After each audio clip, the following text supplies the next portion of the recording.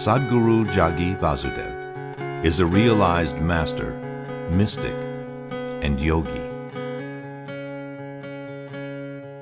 He has shown the way for people to attain to their natural joy and to live life with experience from one's own inner nature. His presence is filled with grace and compassion. Sadhguru's scientific approach towards spirituality and work towards the upliftment of humanity have received accolades worldwide. The words that come from him in intensity and utmost clarity, from his deep understanding and wisdom, can change the very core of the being.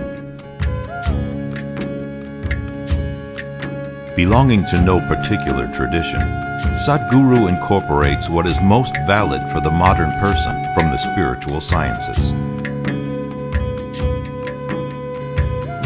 His work, an outpouring of his blissfulness, finds expression in the form of a ceaseless offering to help all beings.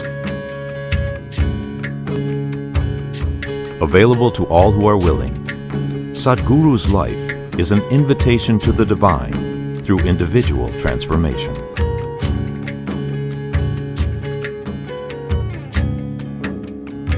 Welcome to the silent revolution of self-realization.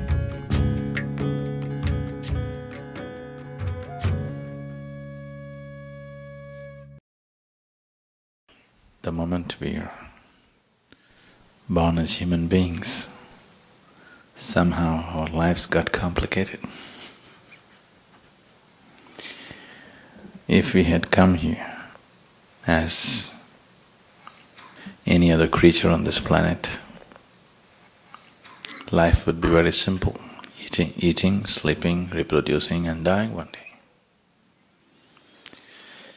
Now we have to do all those things, but after doing all those things we find somehow it's not enough. Somehow where you are right now, wherever you may be, is not enough. You want to be little more than what you're right now, isn't it? Isn't it so? If you know only money, maybe you're thinking of little more money. If you know only pleasure, maybe little more pleasure. Power, little more power. Whatever it may be, whatever your currency may be, but everybody is wanting to be little more than what they're right now. The process of desiring is continuously going on. So this longing of well-being, because ultimately everything that you're doing is in search of your well-being. Whether you're going to work, or you're going to the bar, or you're going to the temple, or you're getting married, or you're having children, you're studying in a university, everything is fundamentally your well-being, isn't it so? Yes? Different people may have different ideas about well-being. Somebody thinks if they can eat twice a day, that's well-being. But somebody else, that's not well-being, isn't it? Our ideas of well-being may be different, but every human being, consciously or unconsciously, constantly in search of his well-being, isn't it? So, what is well-being? When do you really feel well in your life? When do you truly feel well? When you're very happy, you're well. Even if you're physically ill, you're still well, isn't it? Even if you're medically diagnosed as ill, you're very happy right now, you're feeling well, isn't it? So fundamentally, well-being means a certain level of joyfulness, certain exuberance of life. What is happiness? We can say happiness is this, that, but in terms of life, your life energies are happening in a more exuberant way than it normally happens. Depression means your life energies have become very low and staid. Happiness means your life energies are exuberant. There are many ways of describing happiness, but only those who are happy know what it means to be happy. There is nobody who has not been happy. Everybody's been happy, but the problem is they're not able to maintain it, that's all, isn't it? Everybody's been happy. In the last 24 hours, how many moments of joy have you known? 1, 2, 3, how many? Maybe you can count on your fingers. Many people have nothing to count. When you were 5 years of age, a child, how many moments of joy did you know in 24 hours? Lots of them, isn't it? Somebody had to make you unhappy. Now somebody has to make you happy, isn't it? The whole equation has gotten reversed somehow. All this effort of life, everything that you did, education, career, business, family, whatever you did, everything was in pursuit of happiness, is it so? Everything that humanity has done on this planet is in pursuit of happiness, is it so? In the last 100 years, we have done too much on this planet. With the use of science and technology, we have changed the very face of this planet. Today, we have the kind of comforts and conveniences that no other generation could ever even imagine. Yes? What royalty could not afford 100 years ago, today average citizens have, isn't it so? Aren't most of you driving chariots with 100, 200 horses? Yes? Even kings could not afford this. But are we any happier? We are definitely the most comfortable generation ever on this planet, is it so, physically? But are we also the most joyful generation? So it's not worked. Science and technology has brought enormous amount of comfort and convenience to our lives, things that we could not imagine just 25 years ago, are just a living reality today, isn't it? But are we any more joyful? No. And all these comforts and conveniences have not come easy, they've come at a tremendous cost to every other life on this planet. Yes? Every creature, from plant to animal to everything, including human beings, have paid an enormous price to create these comforts and conveniences, and we are not even happy. What is the point? We are literally making a bonfire of this planet. If you are ecstatic, it's okay, burn the planet, it's all right. We are not even happy. I think it's time to really look at it, isn't it? Why are we burning it up if we are not even happy? Now the problem is you're in pursuit of happiness. It is enshrined in your constitution also here, in pursuit of happiness. What does pursuit of happiness mean? That you want to do so many things to be happy. Yes? Yes, that's what it means. That you must have the freedom to do many, many things to be happy. See, whenever happiness happened to you, whenever you are happy, it doesn't matter where the stimulus was. Where did you become happy, inside or outside? Inside. Yes? Did you ever experience happiness out here? No. Such a thing has not happened, because the seat of human experience is within you, not outside of you. People are talking about inner happiness, outer happiness. There is no such thing. Happiness and every human experience has always been internal, never been external, isn't it? So happiness is internal, but the starter button is outside in the world, somewhere else, in somebody else's hands. Now, some amount of inner handling is needed, which has not been done. When I say inner, I am not talking about your body or your mind, because your body and your mind comes from outside. See, when you were a child, your body was so small, now it became this big. How? How? The food that you ate, isn't it? So what you call as my body actually is a heap of food. Yes? Not a pleasant way to describe you at all. This is actually a heap of food or a piece of this planet, isn't it? Yes? This is just a piece of the planet. Right now you gathered it this way and made it this way. See, all this countless number of people who existed on this planet before you and me, where are they? All topsoil, isn't it? This will also become topsoil, unless somebody buries you real deep fearing that you may rise from the dead. So this body is something that you accumulated from outside, yes? What you call as my mind is a huge heap of impressions that you gathered from outside, is it so? All the content of your mind is a huge heap of impressions. So between these two, this huge heap of impressions and this heap of… I won't call this huge, this heap of food that you gathered from outside, if you have to gather so much, there must be something more to gather this, isn't it? Yes? But your experience of life is limited to just this, your body, your mind and your emotion. When I say mind and emotion, they are not really different. What you call as my emotion is just the juicier part of the thought. Thought is dry and straight. Emotion is little juicy. Without that, you would feel too dry and thirsty. So because to quench that thirst, you make a certain part of your thought emotion. The way you think is the way you feel, isn't it so?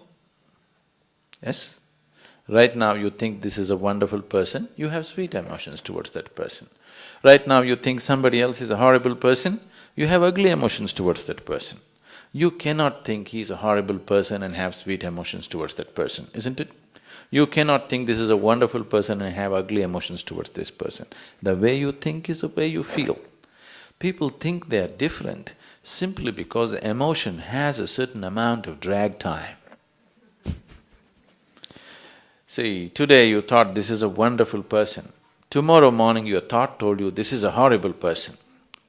But thought immediately changes direction. The moment it saw a few things, it just immediately changed direction.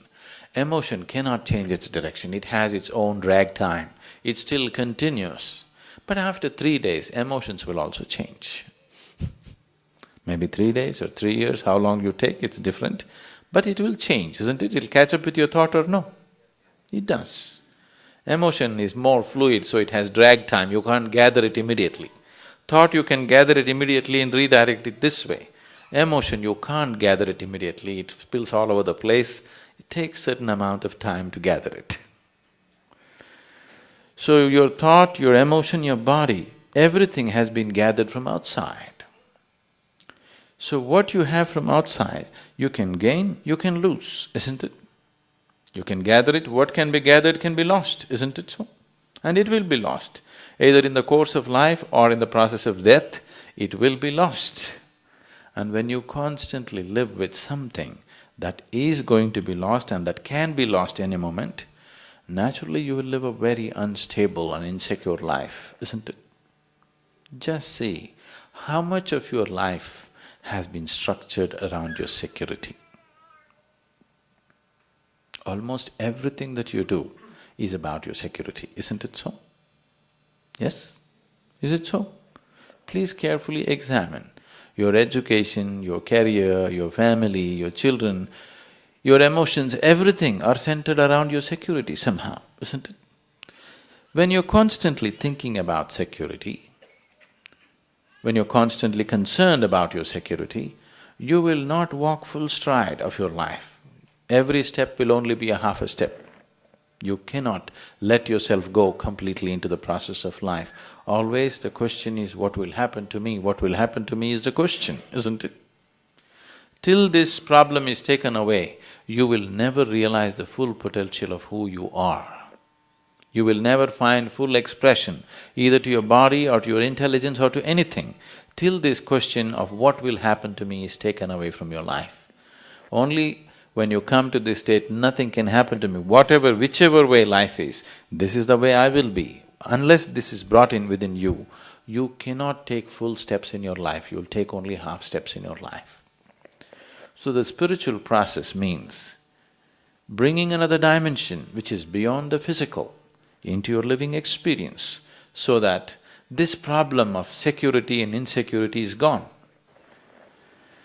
Because you're so totally lost in your instincts of survival, you think everything is within the range of this. It is not so. See, if you don't mess with your mind right now, to be peaceful and joyful is natural, is it so? Is it so? Do you have to go and conquer the world to be joyful? Can you just watch the sun setting and be joyful? Can you close your eyes and be joyful? Yes? Can you think about something and be joyful? And not think about anything and still be joyful? So, being joyful is not happening because of any particular act in the world. Yes? People might have gotten there by doing many things, that's different. This is like, on a certain day, a bull and a pheasant were grazing upon the field. The bull was grazing upon the grass and the pheasant, the bird, was picking ticks off the bull. They are in some partnership. There was a huge tree at the edge of the field. The pheasant looked up at the tree and very nostalgically said, "Oh alas, there was a time when I could fly to the topmost branch of the tree. But now I do not have enough strength in my wing even to fly to the first branch of the tree." The bull very nonchalantly said, "Oh, that's no problem. If you want to get to the top of the tree, every day you take a certain dose of my dung. Every day eat some of my dung and within a fortnight you will get there." Very hesitantly, the pheasant started pecking at the dung, and lo, on the very first day he reached the first branch of the tree. Within a fortnight, he did reach the topmost branch of the tree. So he went and sat on the topmost branch of the tree, just beginning to enjoy the scenery. The old farmer who was rocking on his rocking chair saw a fat old pheasant sitting on topmost branch of the tree. He pulled out his shotgun and shot the bird off the tree. The moral of the story is, many times even bullshit can get you to the top, but never lets you stay there. In so many ways you're trying to bullshit yourself into joyfulness. You have gotten there many times but never stay there, isn't it? Yes? You can do this just by running on the beach, by dancing, by singing, by drinking alcohol, by taking a drug, by doing so many things. It all gets you there for a moment but never lets you stay there, isn't it? Yes or no? The more you don't get to stay there, the more and more desperate you're becoming with life. Now I'm talking about joyfulness, what it is. There are many, many ways to look at this. One simple way is, let's say right now you lost your peace.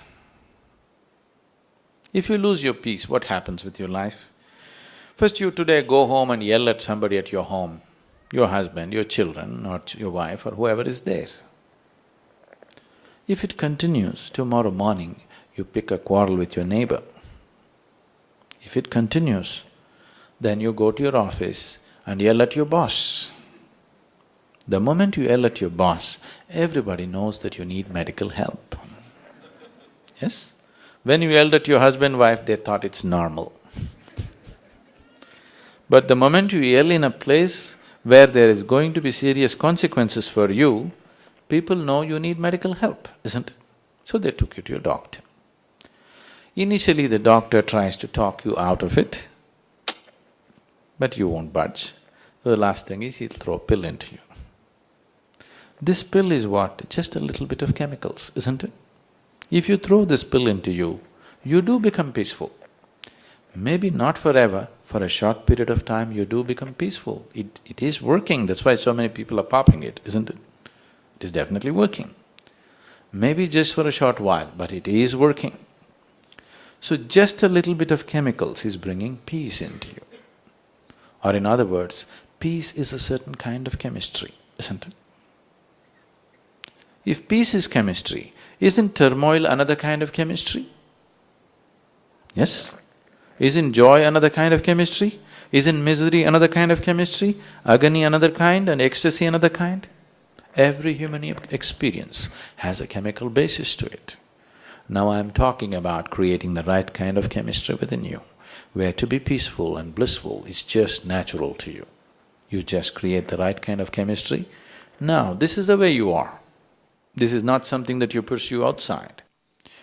We have engineered the world today in many ways so that it functions better for us, isn't it? We have done nothing about ourselves. Engineering fundamentally means to create situations the way we want it, isn't it? We have strived hard to create external situations the way we want it. But our inner situations are not the way we want it. What's the point now? We are sitting with the kind of climate that we want in the outside, but the inner climate is not good.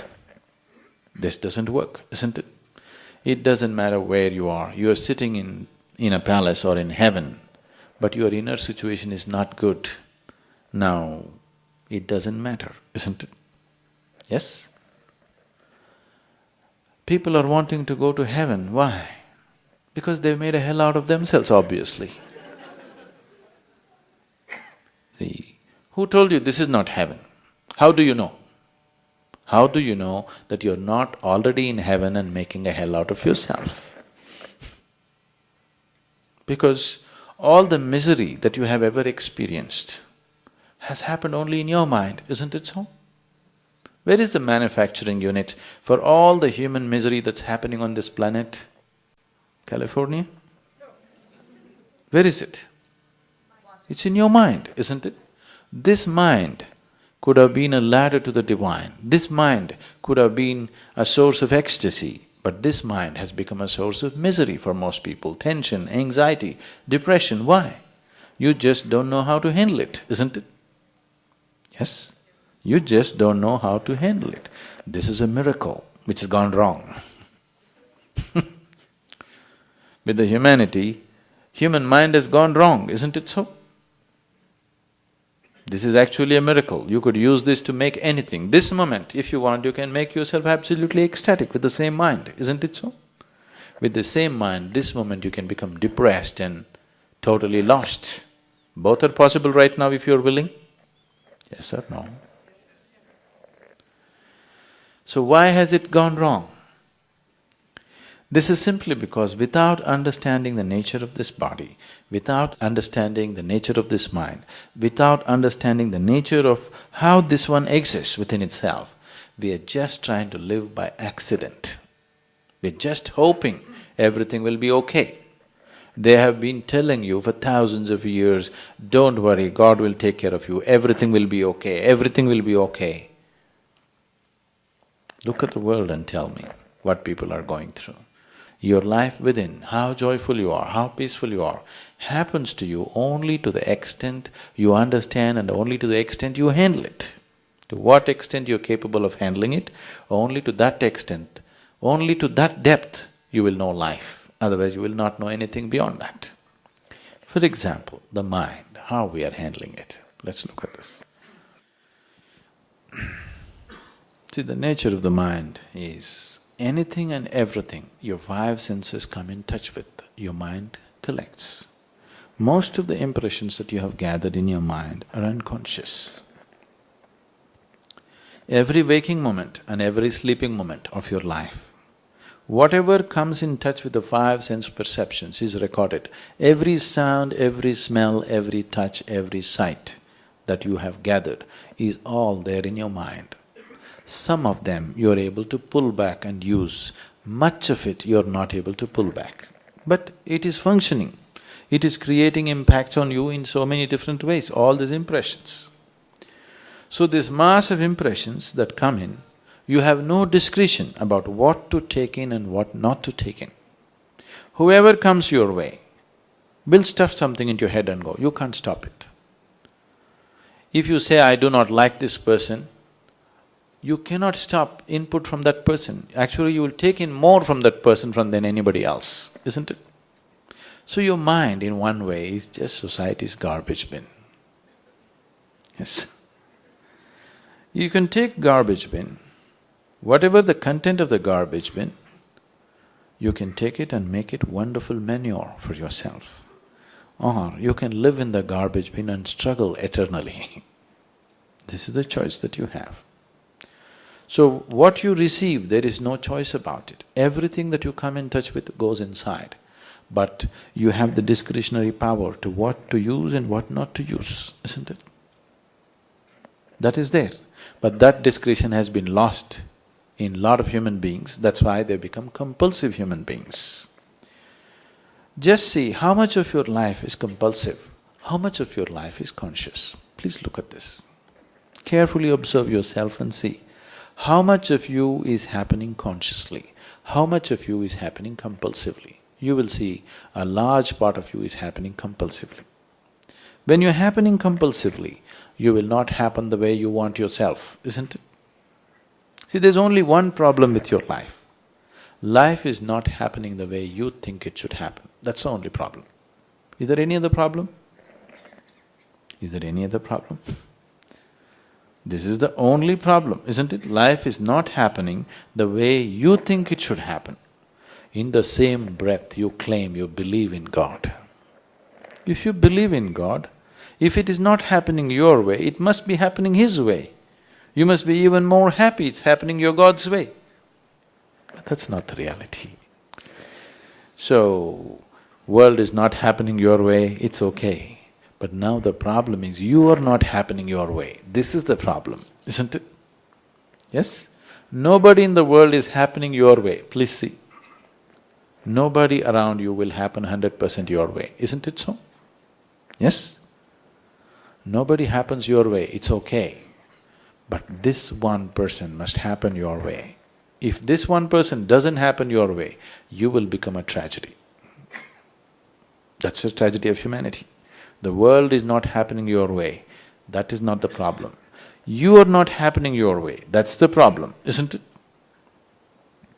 So if things happen to happen your way, you have begun to understand in the world that you have to engineer it so that it happens your way. Now if you engineer your car properly, if you turn it here, you want it to go here, it goes right there. If it's a good car. Otherwise you do it here, it goes and turns there. You know, there were cars like that before. Yes? Do you know in 50s and 60s, the American cars, if you want to turn them there, you have to turn them here? Not anymore, isn't it? Because better engineering. The same with you. No inner engineering has been done for you, isn't it? Just by accident you're trying to happen. So what you gather is not the problem. Your ability to use what you want is the question, isn't it? Isn't it good all the shit in the world you've gathered in your head? It's best you collect it. Because if you don't know, you will walk into it every day. If you know all this, you can see that you don't walk into those things, isn't it? Yes? See, being free of something and being ignorant of something is very different.